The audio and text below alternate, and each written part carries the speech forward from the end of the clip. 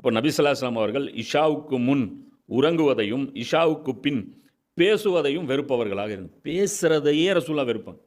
இஷாவுக்கு அப்புறம் ஒரு வீட்டிலிருந்து சத்தம் வருது அப்படின்னா அது நபி ஸல்லல்லாஹு அலைஹி வஸல்லம் அவர்கள் வெறுக்கக்கூடிய ஒரு வீடு, அல்லாஹ்வுடைய கோபத்தை பெற்ற ஒரு வீடு.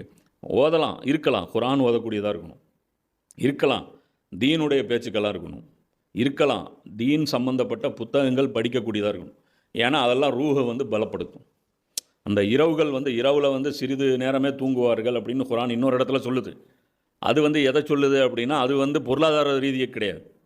அது எல்லாமே வந்து பார்த்திங்கன்னா ரூஹுக்கான அந்த தீனியை வந்து போடும்போது இந்த மனிதன் வந்து டபுள் மடங்கு அவன் வந்து சாலிடாக ஸ்ட்ராங்காக ஆயிடுவான். அப்போது நைட்டுங்கிறது அல்லாஹ் எதுக்கு பயன்படுத்தியிருக்கான், எதுக்காக உருவாக்கி படைச்சிருக்கான்? ஓய்வுக்காக படைச்சிருக்கான். இப்போ பகலுங்கிறது அல்லாஹ் எதுக்காக படைச்சிருக்கான்? உழைப்பதற்காக படைச்சிருக்கான். இப்போ மனுஷனுக்கு வந்து இப்போ இன்றைக்கி தான் கஷ்டப்பட்டு அவங்க கண்டுபிடிக்கிறாங்க. 8 மணி நேரம் வேலை, 8 மணி நேரம் தூக்கம், 8 மணி நேரம் ஓய்வு. ஓய்வு தனி, தூக்கம் தனி. அவங்க தனியாக பிரிக்கிறாங்க. 8 ஹவர்ஸுக்கு மேலே ஒரு மனிதன் வேலை செஞ்சால் அந்த உடம்பு, அந்த மனசு நல்லா இருக்காது. இங்கே தேர்ட் வேர்ல்டு கண்ட்ரியில் தான் எல்லா கூத்தும் நடக்குது. இந்த 12 மணி நேரம், 14 மணி நேரம், 18 மணி நேரம். இந்த இன்ஃபோசிஸுடைய அந்த தலைவர் கூட சொன்னார்ல, நான் வந்து ஒரு நாளில் 18 மணி நேரம் உழைப்பேன்ட்டு. வயசாகிடுச்சுன்னா 4 மணி நேரத்துக்கு மேலே தூங்க முடியாது. என்ன உன் பிரச்சனை உனக்கு. அதை விட்டுட்டு கொண்டாந்து இங்கே கொண்டாந்து ஃபிட் பண்ணிவிட்டு வந்து நீ ஒன்று கிடக்க ஒன்று கிறுக்கத்தனமாலாம் சொல்லிட்டு இருக்கக்கூடாது. அப்போ இந்த இடத்துல அல்லாஹ் என்ன சொல்கிறான், இரவில் நிம்மதி அடையணும். பெரிய பெரிய ஆளுமைகள்லாம் இன்றைக்கெலாம் பார்த்தோம்னா அவங்க என்ன பண்ணுறாங்க, நைட்டு சீக்கிரம் தூங்கக்கூடியவங்களாம் இருக்காங்க. விஜய் 8:30 மணிக்கு தூங்கிடும். ஒரு இதில் வந்து சொல்கிறாங்க, அவங்க கூட இருக்கிறவங்க சொல்கிறாங்க, விஜய் எவ்வளோ பெரிய ஆக்டர், ஷூட்டிங் அதுக்கு மேலே வைக்க மாட்டாங்க.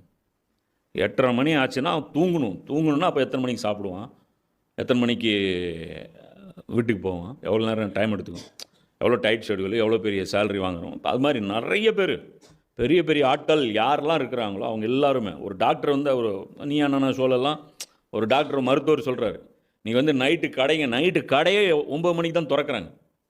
இந்த ஃபுட்டு சாப்பிட்ற கடைகளை நைட்டு 9, இந்த ஃபுட்டீஸ் எல்லாமே பார்த்தீங்கன்னா நைட்டு தான். அது நைட்டு ஹெவியாக சாப்பிடக்கூடாது. ஆனால் அந்த நைட்டில் தான் பார்த்தீங்கன்னா வெரைட்டியாக போடுவான், போர்டை போட்டு வச்சுருப்பான். இந்த கபாபு, அந்த இதுமா சேர்றா ஒரு பிளேட்டை குர்றான்னு மத்தியானம் போய் கட்டவனீங்க. அது நைட்டு, இப்போ கிடையாதுன்றான்.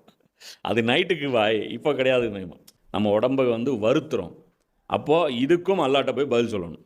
ஸோ மொத்தத்தில் இந்த நைட் லைஃபுங்கிறதே வந்து இயற்கைக்கு முரணான ஒரு விஷயம் அப்படிங்கிறது அல்லாஹ் இந்த இடத்துல சொல்கிறான். இரவில் நிம்மதி அடைந்து பகலில் பரவி செல்பவைகள் அனைத்தும் அவனுக்குரியது. இது எல்லாமே அல்லாவுக்கு உரியது. அப்போ அல்லாஹ் இதையும் வந்து கிளைம் பண்ணுறான்.